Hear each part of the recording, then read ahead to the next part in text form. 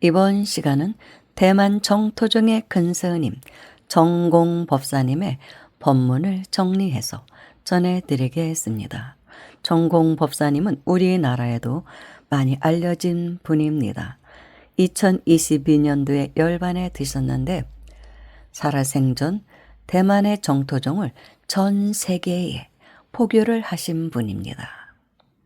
그리고 법문도 굉장히 훌륭하시고요. 아미타 부처님께서는 어디에 계실까요? 바로 무량수경 이 한 권의 책이 아미타 부처님이십니다. 이렇게 정공법사께서는 말씀을 하셨습니다. 무량수경 이 한 권의 책이 바로 아미타 부처님이시라는 것입니다. 우리들이 매일 독송하면 마치 아미타 부처님을 마주하고 그의 법문을 듣고 그의 가르침을 받는 것과 같습니다. 우리들은 이렇게 진실하고 참된 태도로 경전을 독송해야 합니다. 이럴 때 비로소 감흥이 있습니다. 경전을 펼친다는 것은 마치 아미타 부처님을 마주하는 것과 같습니다. 참 정성과 공경심으로 독송하고 부처님의 가르침을 받아야 합니다. 그러면 언제나 기억하며 살 수 있고 생활 속에서 가르침대로 받들어 행할 수 있습니다. 이것이 무엇보다 중요합니다. 우리들이 삶을 살아가는 데 있어서는 시시때때로 삶과 죽음보다 큰 일은 없고 무상한 세월보다 빨리 가는 것은 없다는 것과 만법은 모두 공하지만 인과는 공하지 않다는 이 두 글귀를 염송해야 합니다.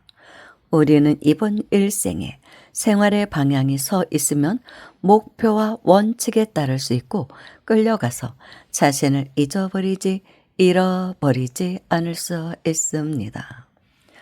그러면 여기서 좋은 수행자의 예를 한번 들어보겠습니다. 저는 싱가포르에서 여러 번 경전 강설을 한 적이 있습니다. 그때 만난 이목원 거사님은 가장 좋은 본보기입니다. 그는 7년 전에 병에 걸리셨는데 건강검사를 가서 암 진단을 받았습니다. 의사는 그에게 단지 6개월만 살 수 있다고 말했습니다. 그는 매우 경건한 불교도였습니다. 어린 시절부터 부처님 공부를 하여 이 일을 알고 있었는데 가는 때를 아는 것이나 다름없었습니다. 그는 장사를 하였는데 그의 장사와 재산을 모두 부인에게 넘겨주고 그의 부인에게 경영을 하도록 하였습니다. 자신은 사후 뒤처리를 준비하고 몸에는 한 푼의 돈도 지니지 않았습니다. 그는 의사의 진료도 받지 않고 약도 먹지 않았습니다. 아미타 부처님께서 접인하여 왕생하길 기다리면서 날마다 염불한 지 금년이 7년이 되었지만 아미타 부처님께서는 아직 오시지 않았습니다. 다시 검사를 받으러 갔는데 병원 의사는 고개를 저으면서 불가사의하군요 라고 말했다고 합니다. 그의 병증이 완전히 사라져버린 것입니다.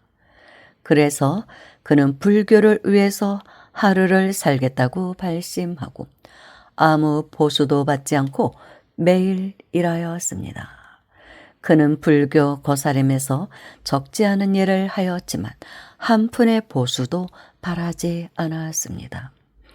아마도 다만 점심 저녁에 거사림에서 한 끼 식사만으로 괜찮았습니다. 전심전력을 다해 불법을 호지하고 매년 저에게 경전 강설을 정하셨습니다.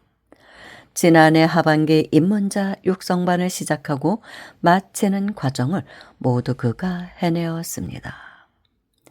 현재 그의 몸은 갈수록 좋아지고 있습니다. 보십시오.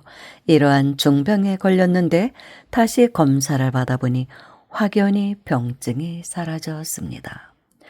그는 의사를 찾지도 않았고 약도 먹지 않았으며 수명을 구하고 싶은 생각도 자기 몸을 돌보려는 생각도 없었습니다. 실로 없었습니다. 어떠한 생각도 없었습니다. 단지 하루를 살고 하루를 일하는 것으로 마냥 기뻤고 언제 어느 곳이라도 아미타 부처님께서 접인하러 오시길 기다렸습니다. 그래서 저의 생각으로는 그의 후반부 수명은 매우 길 것이고 앞으로 호지할 일은 그 책임이 막중할 것입니다. 그는 이렇게 말합니다. 우리 모두는 아미타 부처님께 의지해야 합니다. 아미타 부처님의 복보는 가장 크십니다. 부처님께 의지하지 않는다면 어느 누구에게도 의지하지 못합니다. 꼭 부처님께 의지하여야 합니다. 부처님에 대한 확고한 믿음이 있어야 합니다. 참으로 부러운 신심이죠. 이런 신심이 있다면 극락에 나지 못할 사람이 없을 텐데요. 참 중병에 걸려서도 이렇게 마음을 비우고 죽음에 대한 두려움도 없이 오로지 빨리 아미타 부처님이 나를 접인하러 오시기를 기다리는 그런 마음으로 살 수 있다면 얼마나 좋겠습니까?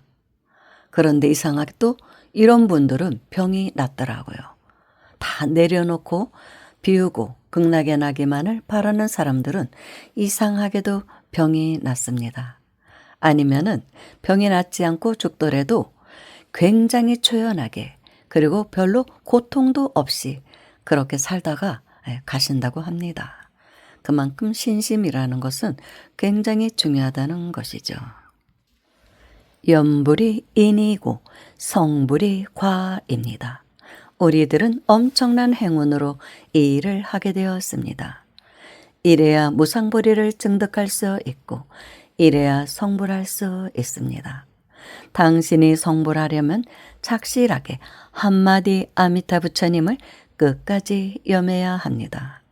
아미타경은 되풀이하여 우리를 일깨워 주시고 우리들에게 서방 극락세계의 의정장엄을 설명해 줍니다. 그 목적은 우리들로 하여금 서방 극락에 대해 그리워하는 마음을 생기게 하는 것입니다. 단지 아미타 부처님께로 향해 가는 마음만 있다면 충분합니다. 단지 왕생하여 서방 극락세계에 가기만 하면 됩니다. 설령 하품하생이라도 최대의 이익인 수명이 길어 오래 사는 과보를 얻습니다. 아미타 부처님이 무량수이듯이 그도 무량수입니다. 사실 제가 불교의 귀에서 처음으로 받은 법명이 무량수였습니다. 제가 다니던 절 스님이 지어주셨는데 느낌이 내가 단명해서 스님께서 이런 법명을 지어주셨구나. 그래서 스님한테 여쭤봤죠. 스님, 제가 단명하다고 생각하셔서 무량수라고 지어주신 거 아닙니까? 무량한 수명이란 뜻이잖아요. 무량수가 목숨 숫자. 그랬더니 스님이 고개를 끄덕끄덕 하시더라고요. 저는 이제 어느 정도 이제 제가 단명하다는 소리를 많이 들었던 사람이거든요. 20대에 갈 수도 있었고, 40대에 갈 수도 있었고, 아무튼 그런 말을 들었기 때문에 이제 40대 중반인가 초반인가 법명을 받았던 것 같아요. 그 법명을, 무량수를 40대 초반? 그런 것 같습니다. 그래서, 이분이 내가 40대 단명이라는 걸 알고 그렇게 지어주셨나? 이제 그런 생각을 했습니다. 되게 이제 무량한 수명이라는 법명을 지어줄 때는 그런 경우가 많거든요. 그런데 지금 이렇게 살아 있습니다. 60대 중반에서 이제 후반으로 가는데 아직도 살아 있습니다. 다 나름대로 또 이유가 있겠죠. 우리 범부가 육안으로 다른 사람이 염불하는 모습을 보면 개의치 않고 대단한 것이 아니라고 여깁니다. 그러나 제불보살께서 염불하는 사람을 보시면 경건하게 공경심이 일어납니다. 왜냐하면 그는 염불이 인이고 성불이 과임을 깊이 깊이 명료하게 알고 계시기 때문입니다. 48호는 한마디 부처님 명호 가운데 있습니다. 부처님 명호가 바로 48원이고 48원이 부처님 명호입니다. 48원을 농축시키면 한마디 부처님 명호이고 이 한마디 부처님 명호는 바로 원만한 48원이니 이 얼마나 좋습니까? 염불하는 사람은 많지만 이 뜻을 아는 사람이 별로 없습니다. 이 뜻을 안다는 것은 관상에 이르는 것입니다. 관상에 이르면 그 명호의 힘은 큽니다. 관상을 모르면 이 효과는 차이가 매우 많습니다. 그래서 밀중에서는 삼밀 상응을 말합니다. 입으로 주문을 염하고 마음으로 관상을 하며 손으로 결인하여 삼밀이 상응합니다. 이 손으로 결인하는 것도 사실 굉장히 의미가 깊더라고요. 기운이 도는데도 어떤 영향을 미치기도 하는 것이 바로 결인입니다. 이 한마디 아미타 부처님이 밀주이고 한마디 아미타불이 아미타 부처님 48호님을 관상하면 아미타 부처님께서 5곱 동안 수행하신 무량무변의 과덕이 바로 이 한마디 부처님 명호에 있습니다. 한마디 부처님 명호를 염하면 극락세계 모든 일체를 전부 하나도 빠뜨리지 않고 염합니다. 그 감흥은 불가사의합니다. 이 한마디 명호는 변법계 허공계의 무량한 지혜 덕상을 개괄하여 모두 이 한마디 명호 가운데 있습니다. 이 명호를 염하는 것은 한 법도 빠뜨리지 않고 전 우주를 염하는 것입니다. 다른 것을 닫고 다른 것을 염하는 것은 모두 국부적이고 이것이 전체입니다. 아미타 부처님의 명호는 변법계 허공계와 과거, 현재, 미래 전체가 그 안에 있어 당신은 명호 공덕이 불가사의함을 알아야 합니다. 아미타불 명호는 범어로 번역하면 무량각으로 변법계 허공계의 만사만물을 전부 명료하게 알고 전부 통달하여 하나라도 모르는 것이 없어 진실로 전지전능하다는 뜻입니다. 일체가 모두 무량합니다. 무량한 지혜, 무량한 덕능, 무량한 상호, 여러 가지가 모두 무량하여 하나라도 무량하지 않은 것이 없습니다. 명호의 공덕은 불가사의하여 우리들은 이 한마디 명호에 의지합니다. 이 한마디 부처님 명호를 염하여 아미타 부처님과 상응하면 경에서 한 생각이 상응하면 한 생각이 부처이고 생각이 상응하면 생각이 부처입니다라는 좋은 말이 있습니다. 그럼 어떻게 해야 상응할 수 있습니까? 의심하지 않고 뒤섞지 않으며 끊어지지 않으면 상응합니다. 인과는 하나이지 둘이 아닙니다. 이는 부처님 명호이고 우리가 한마디 부처님 명호를 염하면 그 과보는 극락세계에 왕생하여 성불하는 것입니다. 무엇이 인이 이룬 과입니까? 아미타 부처님의 인을 염하면 과가 인의 근원에서 사무쳐 인과가 일체가 되니 인이 바로 과이고 과가 인입니다. 누구나 염하면 누구나 성취하니 과의 바다라 합니다. 법계 허공계에 염불하는 중생이 얼마인지 알지 못하고 날마다 극락세계에 왕생하는 사람이 많아서 이루 계산할 수 없을 정도로 너무나 많습니다. 아미타 부처님께서는 날마다 그들을 위해 설법하시고 오늘 새로 들어오는 사람들을 위해 설법하시며 이곳에 머물러 여전히 정각을 이루지 못한 사람들을 위해 설법하고 계십니다. 정각을 이루어 그는 성불하여 졸업합니다.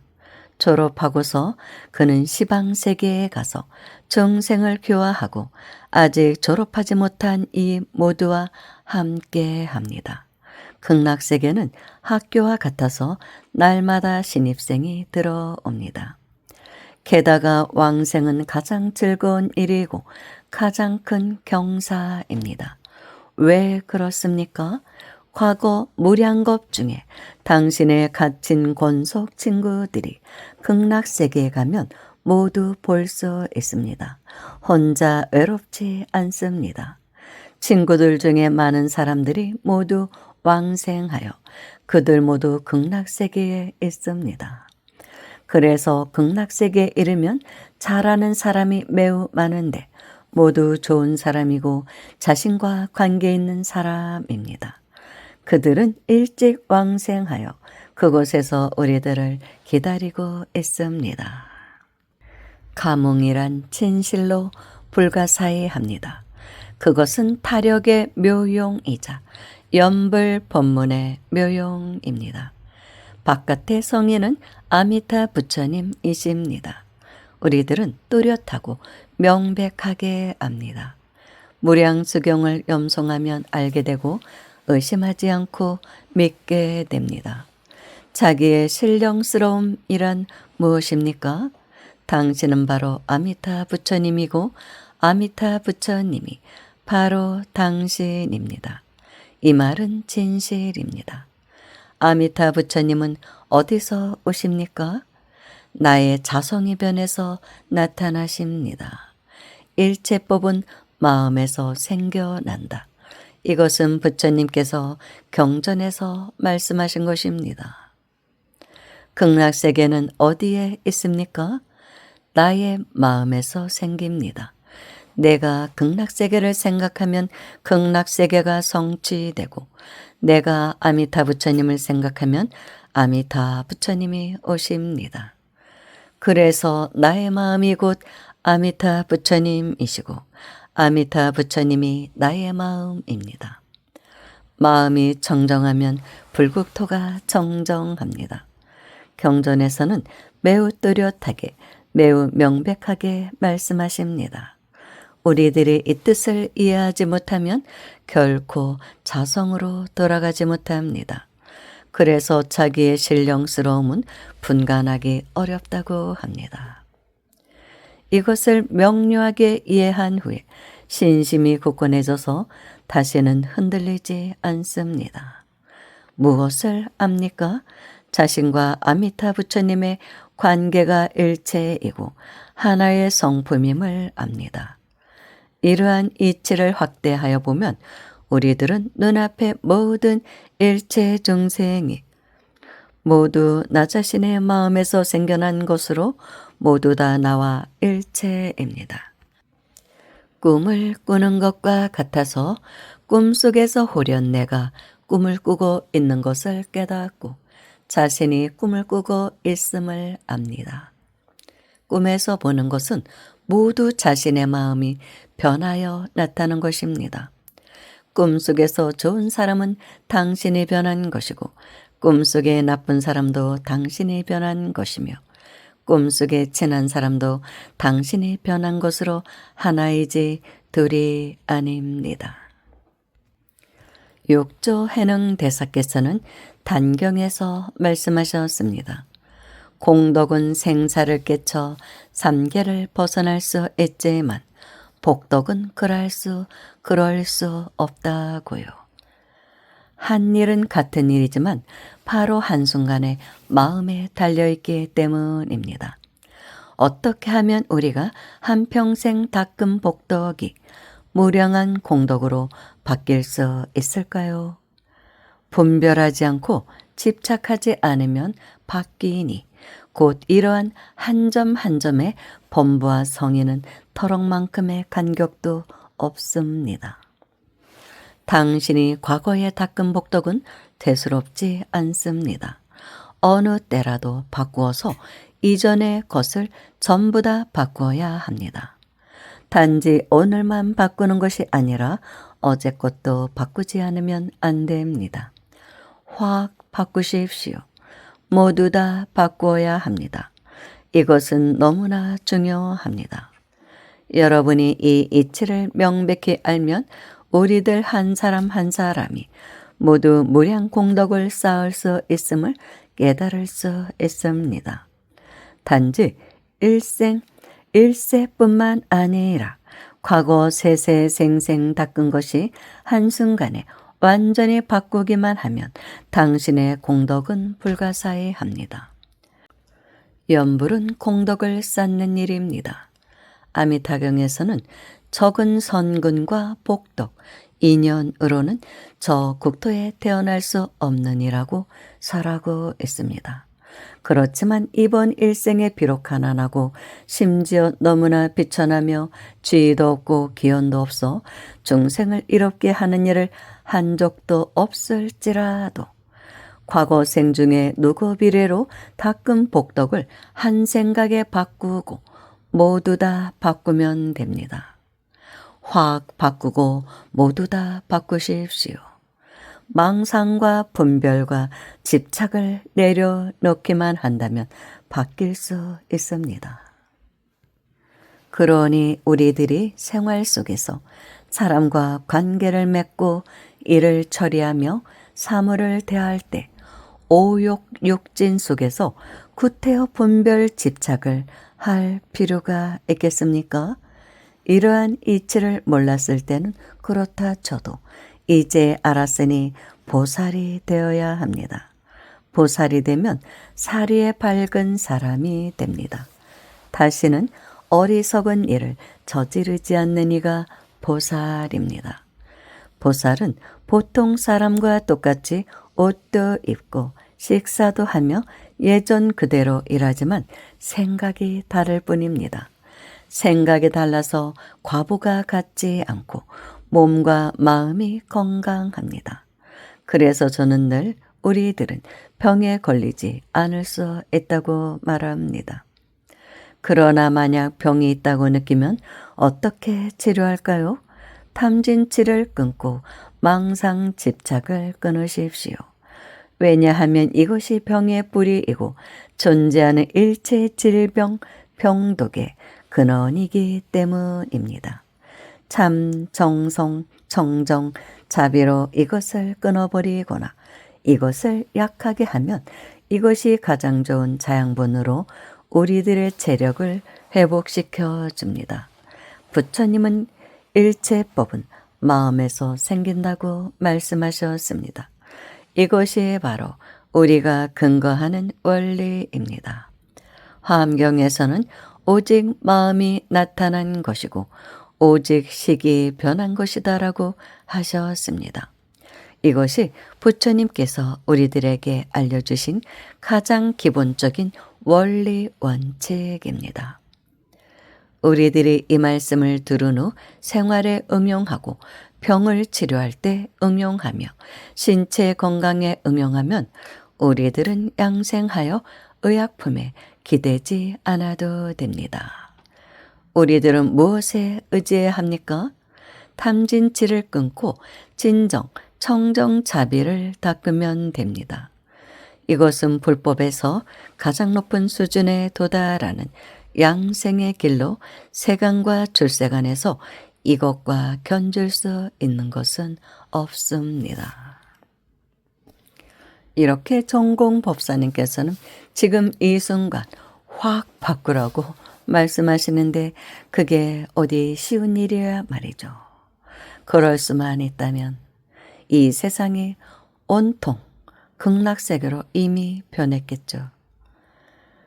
그러나 이렇게 하실 수 있는 분들이 간혹 있습니다. 선근이 많으신 분들, 신심이 곱고 근기가 있으신 분들은 이제 그럴 수가 있겠죠. 그러나 노력은 해야겠죠. 그럴 수 있도록. 감사합니다.